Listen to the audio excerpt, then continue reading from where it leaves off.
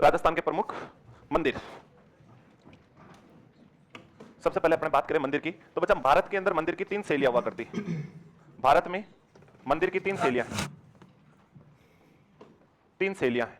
अगर मैं बात करूं कि भारत में मंदिर की टोटल कितनी शैलियां हैं, तो 3 मंदिर की शैलियां हुआ करती हैं। 3 शैलियां कौन कौन सी हुआ करती हैं? तो एक तो होते हैं अपने नागर शैली के मंदिर, एक तो मंदिर होते हैं नागर शैली के मंदिर, एक होते हैं अपने बेसर शैली के मंदिर, और एक है अपने द्रविड़ शैली के मंदिर। द्रविड़ शैली के मंदिर। अगर मैं भारत की बात करूं तो भारत में अपने मंदिरों की टोटल कितनी शैलियां हैं? 3 शैलियां। कौन कौन से मंदिर होते हैं? नागर शैली के मंदिर, बेसर शैली के मंदिर और द्रविड़ शैली के मंदिर।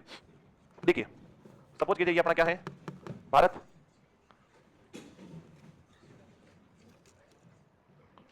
सपोज करो ये अपना क्या है? भारत है। भारत में भी यहां से यहां तक जो मंदिर देखने को मिलते हैं, हिमालय से लेकर यहां एक पर्वतमाला है जिसका नाम है विंध्याचल पर्वतमाला। इस पर्वतमाला का नाम है विंध्याचल पर्वतमाला।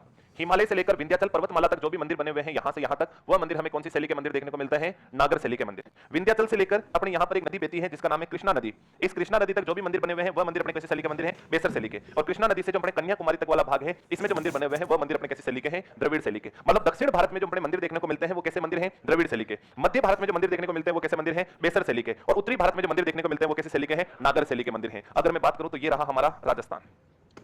और राजस्थान की बात करें तो हमारे राजस्थान में कैसी शैली के मंदिर देखने को मिलेंगे? नागर। क्योंकि हमारा राजस्थान उत्तरी भारत के अंदर आ रहा है। उत्तरी भारत के अंदर जो मंदिर बने हुए हैं वो कैसे मंदिर हैं? नागर शैली के मंदिर हुआ करते हैं। तो यहां पर जो भी मंदिर हमें देखने को मिलेंगे वो नागर शैली के मंदिर हैं। हिमालय से लेकर विंध्याचल पर्वतमाला तक जो हमारे मंदिर बने हुए हैं ये सभी के सभी नागर शैली के मंदिर हैं। और यहां से यहां तक जो मंदिर बने हुए बेसर, बेसर का मतलब होता है मिश्रित, मतलब दोनों ही शैलियों का प्रभाव है। और दक्षिण में जो मंदिर बने हुए हैं वो है हमारे द्रविड़ शैली के मंदिर। अगर अपन बात करें कि मंदिरों की सबसे पहले जानकारी हमें कहां से प्राप्त होती है, तो मंदिर के सर्वप्रथम अवशेष जो प्राप्त होते हैं वो मिलते हैं एक ग्रंथ से, और जिसका नाम है सतपथ ब्राह्मण ग्रंथ।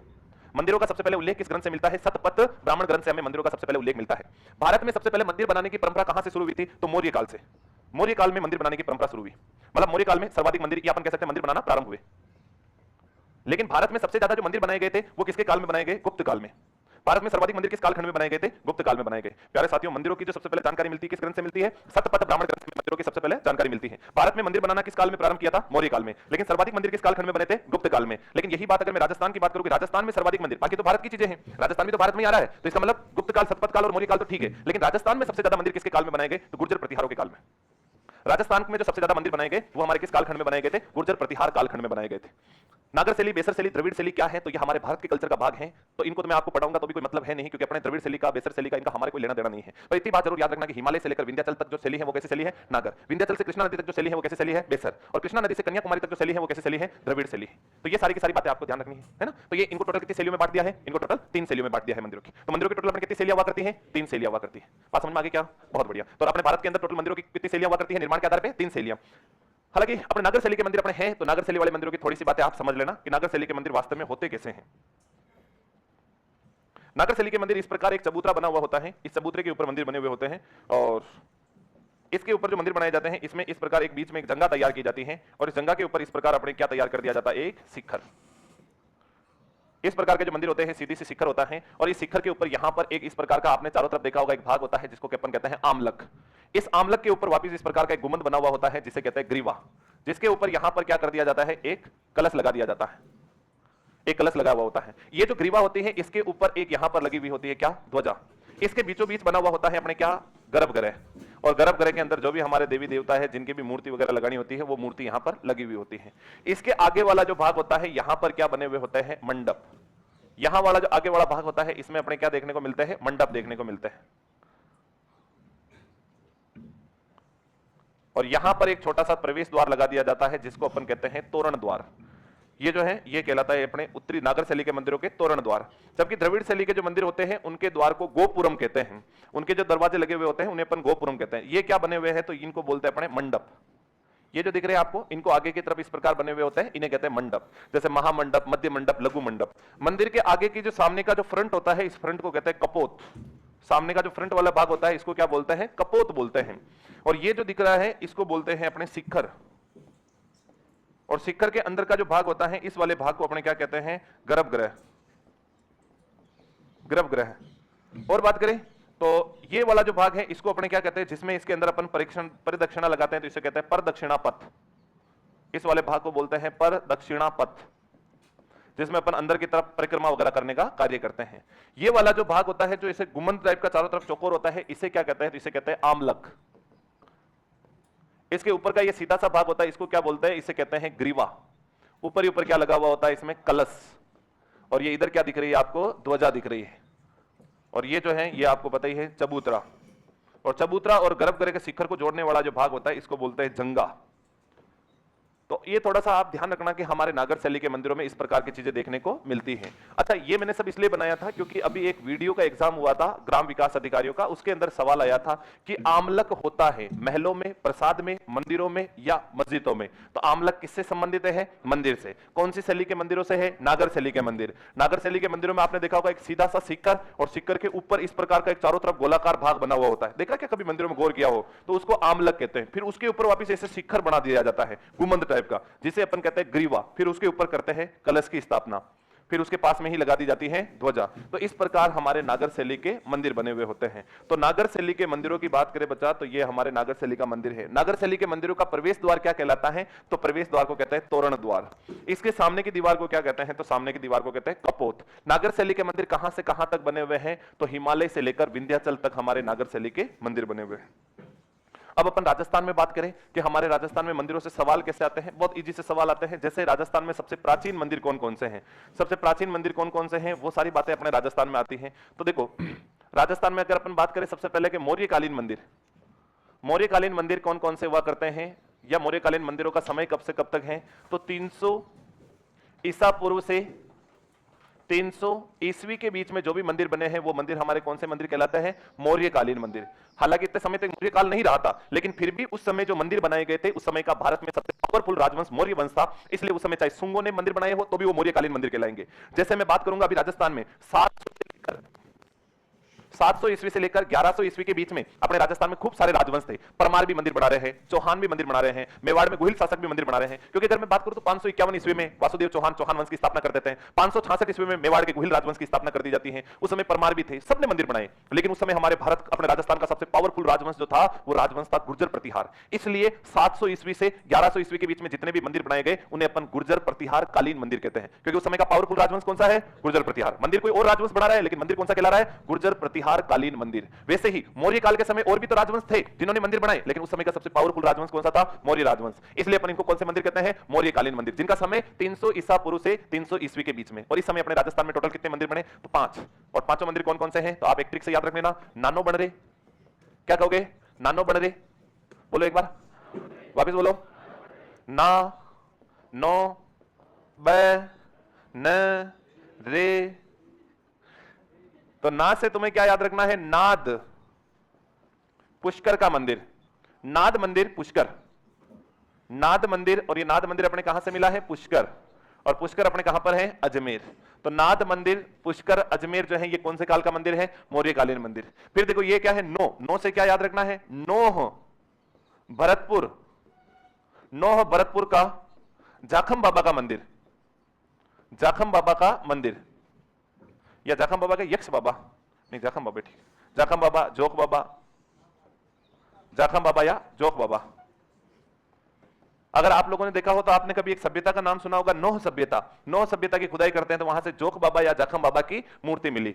फिर बाद में बस से बात करें तो बस है बेराट, और बेराट कहां पर अपने, कोटपुतली।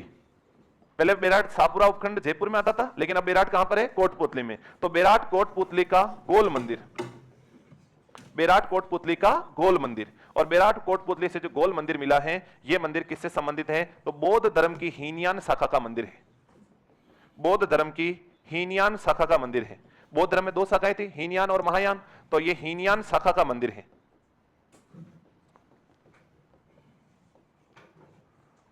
न से तुम्हें याद रखना है नगरी, और नगरी कहां पर अपने, चित्तौड़गढ़। चित्तौड़गढ़ के प्राचीन नाम क्या था, नगरी। अपन कहते हैं ना चित्तौड़गढ़ का प्राचीन नाम मध्यमिका या नगरी हुआ करता था। मेवाड़ का प्राचीन नाम मेदपाट या प्रागपाट था। तो नगरी चित्तौड़गढ़ को ही कहते हैं। तो नगरी चित्तौड़गढ़ से एक सभ्यता की खोज हुई थी 1904 में, डॉक्टर BR भंडारकर ने खोज करी थी। तब यहां से हमें बिना छत का विष्णु मंदिर मिला, नगरी चित्तौड़ का बिना छत का विष्णु मंदिर, बिना छत का विष्णु मंदिर मिला। ये अपने राजस्थान के जो मैं 500 ही सबसे प्राचीन मंदिर पढ़ा रहा हूं ना, रे से अपने रेड, और रेड सभ्यता कहां पर है, टोंक, रेड टोंक से यक्ष बाबा, यक्ष बाबा का मंदिर मिला। ये हमारे राजस्थान के सबसे प्राचीन 5 मंदिर हैं। एग्जाम में अब आपको लगेगा सर सवाल कैसा आएगा, इसमें से सवाल ऐसा आएगा, भरतपुर में कोई मंदिर है जो आरएस में एग्जाम में आया था।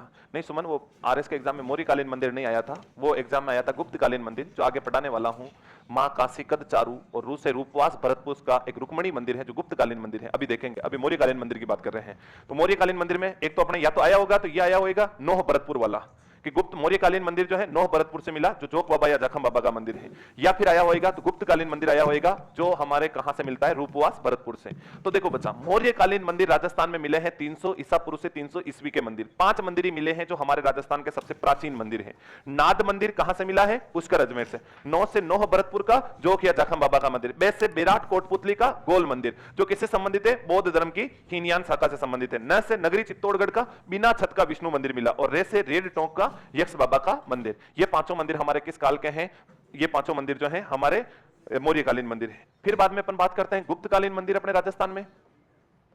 गुप्तकालीन मंदिर कौन कौन से मिले हैं, तो गुप्तकालीन मंदिरों का समय क्या हो जाएगा, तो समय हो जाएगा अपने 300 ईस्वी से 700 ईस्वी के बीच में जो भी मंदिर बने हैं वो गुप्तकालीन मंदिर हैं। फिर 700 से 1100 के बीच में जो भी मंदिर बनेंगे वह मंदिर आ जाएंगे हमारे महामारू शैली के, यानी गुर्जर प्रतिहार कालीन मंदिर। तो गुप्तकालीन मंदिर अपने राजस्थान में कौन कौन से मिले, एक छोटी सी ट्रिक से याद रख लेना। आप अपनी मम्मी जी को कहोगे मां काशी कद चालू, नहीं चारू, आज से क्या कहोगे, मां काशी कद चारू। आप अपनी मम्मी जी को जाके क्या कहोगे, मां काशी कद, बोलो ना एक बार और बोलो, एक बार और बोलो। और ये बात अपने गुप्त रखनी है, ये बात मम्मी जी को नहीं कहनी है। क्या बात अपनी मम्मी जी को नहीं कहोगे, मां काशी कद चारू। मम्मी जी कहेंगे तुम्हें सेकंड ग्रेड पीटीआई की तैयारी करने भेजा, काशी जाना है क्या, संत बनना है क्या, तो ये बात कहनी नहीं है। पर ये बात क्या बात गुप्त रखनी है तुम्हें, मां काशी कद चारू, मां काशी कद चारू। तो देखो बच्चों, मां से माकनगंज का शिव मंदिर जो चित्तौड़गढ़ से मिला, का से कंसुआ का शिव मंदिर जो अपने कोटा से मिला, सॉरी का से कामदेव का मंदिर मिला था, सॉरी का से अपने कुबेर मंदिर, और कुबेर मंदिर मिला है अजमेर से। सी से शीतलेश्वर महादेव का मंदिर जो झालावाड़ से मिला है, और शीतलेश्वर महादेव का मंदिर अपने राजस्थान का पहला तिथि युक्त मंदिर है, जिसको कब बनाया गया, तो 1689 में। कैसे कंसुआ का शिव मंदिर, देश से दर्रा का शिव मंदिर, चा से चार चौमा का शिव मंदिर, और रूस से रूपवास भरतपुर का रुक्मणी मंदिर। तो ये सभी मंदिर हमारे गुप्तकालीन मंदिर हैं। गुप्त काल में ज्यादातर शिव मंदिर मिले हैं। तो देखो, मां से माकनगंज का शिव मंदिर, का से कुबेर मंदिर अजमेर से मिला, सी से शीतलेश्वर महादेव का मंदिर जो झालावाड़ से मिला, के से कंसुआ का शिव मंदिर जो अपने कोटा से मिला, देश से दर्रा का शिव मंदिर जो अपने कोटा से मिला, चा से चार चौमा जिसे भीमचोरी शिव मंदिर भी कहते हैं, और रूस से रूपवास भरतपुर। आप देखोगे तो इनमें ज्यादातर मंदिर कैसे हैं, शिव मंदिर। इसका मतलब गुप्त काल में ज्यादातर कौन से उपासक थे, शिव जी के उपासक थे जिन्होंने मंदिर बनाए। एक बार तुम हेडिंग डालो सबसे पहले तो, राजस्थान के प्रमुख मंदिर। अच्छा, वो जो बेसिक बातें हैं ना, जैसे सहस्त्रबाहु मंदिर कहां पर है, ये कहां पर, ये तो बहुत आसान बातें हैं, ये तो अपने को वैसे याद रह जाती है। मेन जो सवाल आते हैं ना यहां से, तो हर कोई ठीक नहीं कर पाता इनको, तुम ठीक कर लोगे। लिखो टाइटन शैली के मंदिर।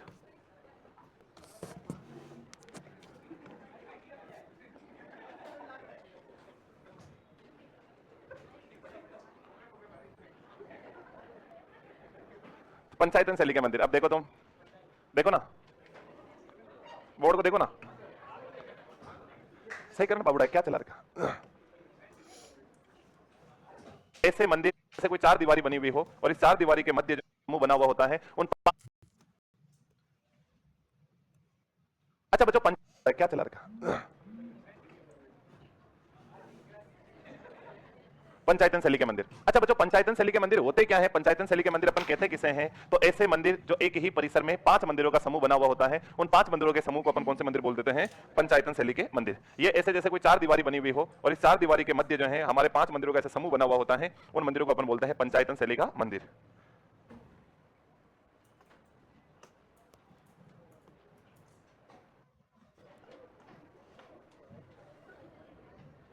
यहां पर तुम्हें 5 मंदिरों का एक समूह दिख रहा है, जिसके अंदर बीचों बीच मंदिर बना हुआ होता है भगवान विष्णु जी का। ये बीचों बीच विष्णु मंदिर होता है। पीछे की तरफ ये एक छोटा सा शिव मंदिर होता है, एक तरफ यहां पर शक्ति का मंदिर होता है, और एक यहां पर होता है सूर्य मंदिर, और एक होता है गणेश मंदिर। फिक्स होते हैं कि पंचायतन शैली के मंदिरों में ये पांचों मंदिर होंगे। जो पंचायतन शैली के मंदिर होते हैं इसमें हमारे 5 प्रकार के मंदिर होते हैं, फिक्स होते हैं पांचों मंदिर कौन कौन से। बीच में भगवान विष्णु जी का बड़ा सा मंदिर बना हुआ होता है और इसके चारों कोणों पर 4 मंदिर और होते हैं। टोटल मंदिर कितने हो गए हैं? 5। इसलिए इस शैली के मंदिरों को अपन कौन सी शैली का मंदिर कहता है? पंचायतन शैली का मंदिर कहता है। पंचायतन शैली के मंदिरों की बात करें तो भारत में सबसे पहले जो पंचायतन शैली का मंदिर बना उसका नाम हुआ करता है दशावतार मंदिर। और अगर अपने राजस्थान की बात करें तो राजस्थान में इस शैली का जो सबसे प्राचीन मंदिर है उसका नाम है हरिहर मंदिर। और हरिहर मंदिर अपने कहां पर बना हुआ है? ओशिया। और ओशिया अपने कहां पर है? जोधपुर के अंदर। अगर आप देखो तो नाम ही लिखा हुआ है हरि, हरि यानी स्वयं विष्णु, हर हर यानी महादेव, तो हरि हर मंदिर। हरि हर यानी मेन मंदिर किसका हो गया? विष्णु जी का। बाकी और किनका है? शिव जी का। बाकी यहाँ पर शक्ति मतलब किसी देवी का मंदिर, आगे सूर्य मंदिर और एक गणेश मंदिर बने हुए होते हैं। अच्छा, आप में से आप उदयपुर गए होंगे, जो गए आप लोगों ने पिछोला झील के किनारे जगदीश मंदिर देखा होगा। जगदीश मंदिर के बीच में भगवान विष्णु जी का मंदिर बना हुआ है, पीछे की तरफ जाते हैं तो कोणों में 4 मंदिर, चारों कोणों में, और बीच में गरुड़ जी का स्मारक बना हुआ है। तो इस प्रकार के मंदिर जहां पर 5 मंदिरों का समूह होता है उसे अपन कौन सी शैली का मंदिर कहते हैं? पंचायतन शैली का मंदिर बोला करते हैं। एक आ जाता है बच्चों हमारे भूमिज शैली का मंदिर। भूमिज शैली का मंदिर, भूमिज शैली का मतलब ऐसा होता है जो मंदिर 4 दीवारी से नहीं गिरा हुआ होता है और अकेला मंदिर बना हुआ होता है किसी पहाड़ी या समतल भूमि पर, उसे अपन भूमिज शैली का मंदिर कहते हैं। जैसे आप लोगों ने देखा होगा रणकपुर का जैन मंदिर, भले वो उसके आसपास अगल बगल छोटे मंदिर बाहर की तरफ और बने होंगे लेकिन एक ही मंदिर है पूरा का पूरा। जैसे आपने देखा होगा सेवाड़ी का जैन मंदिर, ज्यादातर जो जैन मंदिर बने हुए होते हैं वो भूमिज शैली में बने हुए होते हैं। भूमिज शैली का मतलब किसी पहाड़ी या समतल भूमि पर बना अकेला मंदिर, जो सिंगल मंदिर होता है उस मंदिर को अपन कहते हैं भूमिज शैली का मंदिर। और राजस्थान में भूमिज शैली का जो पहला मंदिर था वो था सेवाड़ी का जैन मंदिर। तो किसी पहाड़ी या समतल भूमि पर बना अकेला मंदिर किसी शैली का मंदिर होगा? भूमिज शैली का मंदिर होता है। इसका सबसे पहला उदाहरण अपने राजस्थान में कहां पर है? सेवाड़ी का जैन मंदिर। अब मैं बात करूंगा हमारे प्रमुख मंदिरों की कि प्रमुख मंदिर कौन कौन से हुआ करते हैं। प्रमुख मंदिरों में सबसे पहले मैं आपको ज्यादातर जैन मंदिर है, क्योंकि जैन मंदिर अपने कहीं पर भी नहीं आए तो पहले मैं आपको जैन मंदिर ही पढ़ाने वाला हूं। लो जी, जैन मंदिरों में अपन सबसे पहले चलते हैं देलवाड़ा, और देलवाड़ा के जैन मंदिर। साथियों, देलवाड़ा के जैन मंदिर अपने कहां पर बने हुए हैं? देलवाड़ा के जैन मंदिर कहां पर स्थित हैं? सिरोही, माउंट आबू सिरोही में बने हुए ना देलवाड़ा के जैन मंदिर। तो सिरोही के अंदर अपने देलवाड़ा के जैन मंदिर बने हुए हैं। अच्छा, कोई गया क्या देलवाड़ा भी? अच्छा, खूब सारे बालक जाके आए हुए हैं। तो देलवाड़ा के अंदर अगर आपने देखा होगा तो यहां पर टोटल कितने मंदिरों का समूह है? तो यहां 5 मंदिरों का समूह है। यहां पर अपने कितने मंदिरों का समूह है? 5 मंदिरों का समूह है। और इन 5 मंदिरों के ऊपर जो है 2009 में इनके ऊपर क्या कर दिया गया? तो 5 रुपए का डाक टिकट जारी कर दिया गया। 5 मंदिर कितने रुपए का डाक टिकट है? 5 रुपए का डाक टिकट है। और ये 5 रुपए का डाक टिकट कब जारी किया गया? तो 2009 में। यहां पर 5 मंदिर है जिसमें से 2 मुख्य मंदिर हैं और 3 छोटे-छोटे पूरक मंदिर हैं। 2 मोटे-मोटे मंदिर बने हुए हैं, 3 छोटे-छोटे मंदिर बने हुए हैं। मुख्य मंदिरों की बात करें तो यहां पर 2 मुख्य मंदिर हैं, जिनमें से आप लोगों ने देखा होगा एक का नाम है विमल शाही मंदिर और एक का नाम देखा होगा लुणव शाही मंदिर। देखे ना दोनों, लुणव शाही और विमल शाही मंदिर। अगर मैं विमल शाही मंदिर की बात करूं तो इस मंदिर का निर्माण कब किया गया था? इसका निर्माण किया गया था 1031 ईस्वी में। जबकि इसकी बात करें लुणव शाही की तो इसका निर्माण किया गया था 1230 ईस्वी में। इसके निर्माता कौन है? तो इसके निर्माता नाम से ही पता चल रहा है निर्माता कौन हो जाएंगे? विमल शाह। तो विमल शाह ने अपने कौन से मंदिर का निर्माण कर दिया? विमल शाही मंदिर। लुणव शाही नाम से पता चल रहा है निर्माता कौन हो जाएंगे? निर्माता कौन हो जाएगा? वेरी गुड, वास्तुपाल व तेजपाल। वास्तुपाल व तेजपाल, क्योंकि हम ऐसे ही बचीड़ बुलाते हैं परीक्षा में कि विमल शाही मंदिर का निर्माता विमल शाह, तो लुणव शाही मंदिर का निर्माता लुणव शाह, और एग्जाम में ऑप्शन हो रहा जाता है लुणव शाह। कैसे करते हैं जब आपको पता है? यस, और बाद में शाबाश। तो लुणव शाही और विमल शाही दोनों मंदिर अपने यहीं पर बने हुए, दोनों इंपॉर्टेंट मंदिर है। अच्छा, इसका शिल्पी कौन है? इसका शिल्पी है कीर्तिधर। इसका शिल्पी कौन है? कीर्तिधर, विमल शाही मंदिर का। इसका शिल्पी कौन है? तो इसका शिल्पी है शोभन देव। इसके शिल्पी कौन हो जाएंगे अपने? शोभन देव। ये अपने इसके शिल्पी है। इसके शिल्पी का नाम क्या है? कीर्तिधर। उसके शिल्पी का नाम क्या है? शोभन देव। इनके शिल्पी हुआ करते हैं। फिर देखो ये किसको समर्पित हैं? तो विमल शाह मंदिर जो है ये आदिनाथ के हैं या ऋषभ देव के हैं, उनको समर्पित हैं। जबकि ये लुणव शाही मंदिर जो है ये नेमिनाथ को समर्पित है। ये किसको समर्पित है? नेमिनाथ को समर्पित है। अगर अपन विमल शाही मंदिर की बात करें तो ये जो मंदिर है इस मंदिर में आप गए होंगे तो छोटे मोटी 57 मूर्तियां लगी हुई हैं, इसलिए विमल शाही मंदिर को अपन बोलते हैं 57 देवरिया। इसको क्या बोल देते हैं? 57 देवरिया। और इसी को अपने एक व्यक्ति ने देखा जिसका नाम है कर्नल जेम्स टॉड। अब बताओ, इन्होंने देखा तो इस मंदिर के बारे में बचीड़ तो बुलानी पड़ेगी ना। तो इन्होंने देखा और देखते ही कहा कि ताजमहल के बाद स्थापत्य कला का सर्वश्रेष्ठ नमूना कोई है तो वो कौन है? विमल शाही मंदिर। मतलब कर्नल टॉड को ताजमहल के बाद भारत में अगर सबसे बढ़िया चीज कोई लगी तो वो क्या लगी थी? विमल शाही मंदिर। तो इंपॉर्टेंट बात है, कर्नल टॉड को लगी है तब तो फिर यूं इंपॉर्टेंट हो जाती है। और इस लुणव शाही मंदिर की बात करें तो इस लुणव शाही मंदिर में देवरानी जेठानी के चित्र बने हुए हैं, इसलिए इस मंदिर को अपन बोल देते हैं देवरानी जेठानी का गोखड़ा। देवरानी जेठानी का गोखड़ा। देवरानी जेठानी के गोखड़े कहते हैं किस मंदिर को कहते हैं? लुणव शाही मंदिर को कहते हैं। अच्छा, आगे मैं तुम्हें एक मंदिर और पढ़ाऊंगा आज जिसका नाम होगा सांस बहु मंदिर। वास्तव में वहां पर न तो सांस है न बहु है। उस मंदिर का नाम है सहस्त्र बाहु मंदिर, लेकिन वो मेवाड़ में नागदा में होने के कारण मेवाड़ी लोग वैसे तो यूं भोले जीव के होते ही है, तुम्हें पता ही, तुम्हारे सामने भी भोला जीव खड़ा है। तो हाँ बोला, बिल्कुल सीधा साधा शरीफ है, सिंपल सा। हाँ, वो बात अलग है, बोलता ज्यादा है, बाकी है तो बोला ही है ना। बोला बोला बोल के पता नहीं क्या क्या कांड करता है। चलो चलो देखो, कोई बात नहीं, तो तुम्हें सोचना है जो सोचो, जो बचीड़ बुलाड़ी है जो बुलाओ। तो देखो अपने तो मेवाड़ के अंदर जो है, अपने मेवाड़ के लोग वाकई बड़े सीधे होते हैं, बहुत सिंपल होते हैं, एकदम दिल के साफ सुथरे होते हैं और बोले डाले और होते हैं। मैंने तेरा क्या कांड कर दिया जो नहीं मानता? एक बार खड़ा हो, खड़ा हो जा। अब तो मैं तभी उठूंगा जब तू मानेगा। अब खड़ा हो जा, खड़ा हो रे, खड़ा हो डोपा, खड़ा हो। हाँ, क्या बिगाड़ा मैंने तेरा? मैं साफ सुथरा दिल का नहीं हूं। ये तो संस्थान का है ना, तो ये तो पहनना पड़ता है ना। वो कालिया मेरे को पसंद है। अब बता क्या? बाहर निकाल दूंगा मैं, ध्यान रखना। हाँ, तो देवरानी जेठानी के गोखड़े, तो देवरानी जेठानी के गोखड़े अपने कहां पर है? इस मंदिर के अंदर। इसे अपन लुणो साई मंदिर के नाम से भी जानते हैं। दोनों मंदिर अपने थोड़े से याद रखिएगा। फिर यहां पर छोटे छोटे 3 मंदिर और बने हुए हैं। एक मंदिर, 2 मंदिर और, याद हो गए तीनों मंदिर? ये तीनों मंदिर भी अपने कहां पर है? तो या इनके तो नाम तो बस यूं 3 मंदिर ही है, तो 5 टोटल है, जिसमें से 2 मैंने पढ़ा दिए, 3 तुम याद रख लेना। 1 मंदिर, 2 मंदिर और 3 मंदिर। फिर अपन चलते हैं कहां पर? रणकपुर। रणकपुर का जैन मंदिर। तो थोड़ी मेहनत तो तुम भी करोगे ना, सब मैं थोड़ी पढ़ाऊंगा क्या? रणकपुर का जैन मंदिर। एक अंतिम वीडियो दिखाऊंगा मैं बाबू, रणकपुर का जैन मंदिर का एक वीडियो निकालना। ये मुझे बहुत पसंद है, ये मंदिर सबसे बढ़िया लगता है। सबसे बढ़िया लगता है, तो ये भी तुम याद रखो।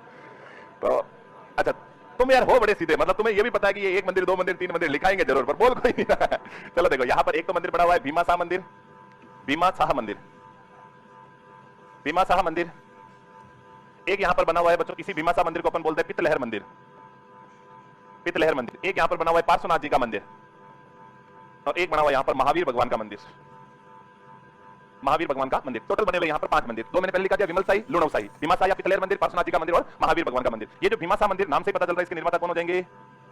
अरे भीमा साई है, इतना टेंशन मारो, क्या पता भीमा साहब बोल रहे हैं, लादू लाला जाए, यहाँ पर हर जगह नहीं आता, वो तो वही थे। अच्छा, ये जो है ना मूर्ति, यहाँ पर जो मूर्ति है वो मूर्ति किनकी है? आदिनाथ जी की। लेकिन खास बात यह है कि आदिनाथ जी की जो मूर्ति है वो 108 मण पीतल से बनी हुई, और 108 मण पीतल की होने के कारण इस नाम क्या पड़ गया? इसका नाम पितलहर मंदिर। अब आप सोच लीजिएगा कि 1 मण में 40 किलो होता है, 108 मण यानी कि लगभग 4000 से भी ज्यादा किलो वजनी ये मूर्ति है, जिसे अपन कहते हैं आदिनाथ जी की मूर्ति, जो 108 मण की है, और इसीलिए इसका नाम पड़ा पितलहर मंदिर। बाकी पार्श्वनाथ जी का मंदिर, महावीर भगवान का मंदिर, छोटे छोटे यहाँ पर 2 मंदिर और बने हुए हैं। एग्जाम में बहुत बार आ जाता है कि बताइए देलवाड़ा में कौन से तीर्थंकर का मंदिर नहीं है? ऑप्शन में आ गया पार्श्वनाथ जी का मंदिर, ऑप्शन में आ गया नेमिनाथ जी का मंदिर, आदिनाथ जी का मंदिर और सुमितिनाथ जी का मंदिर। तो कौन से नहीं है? सुमितिनाथ जी का मंदिर नहीं है। तो ऐसे अपने याद रखना कि टोटल 5 मंदिर है। रणकपुर का जैन मंदिर, रणकपुर के जैन मंदिर कहां पर है? पाली के अंदर। रणकपुर के जैन मंदिर की बात करें तो यहाँ पर भी 3 मंदिरों का समूह है, और यहाँ पर 3 मंदिर बने हुए हैं। जो भी गए होंगे, रणकपुर कौन कौन गया हुआ है? अच्छा ठीक है, बाकी जगह तुम जाओ नहीं जाओ, आप रणकपुर जरूर जाकर के आना। रणकपुर बहुत प्यारी जगह है। एक बार तुम रणकपुर बाद में पढ़ेंगे, पहले तुम ये वाली बात लिखो। पंचायत से वो तो राजस्थान हिस्ट्री वाले सर को दे देना ऐसा नाम, तो हेडिंग डालो। नहीं नहीं, उनका भी मेरे से ज्यादा बड़ा है, उनका इतना बड़ा कि तुम पता ही नहीं चलता। और लिखो, बच के रहना उनसे। हाँ हाँ, ये थोड़ा बड़ा है पर ये थोड़ा बढ़िया। हाँ, ये मैं आगे स्किप कर दूंगा, है ना। पंचायतन शैली का मंदिर लिखो। एक ही मंदिर परिसर में 5 मंदिरों का समूह,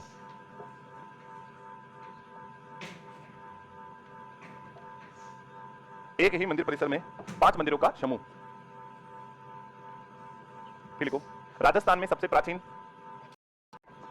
राजस्थान में सबसे प्राचीन मंदिर हरिहर मंदिर ओसिया है। राजस्थान में सबसे प्राचीन मंदिर हरिहर मंदिर ओसिया है।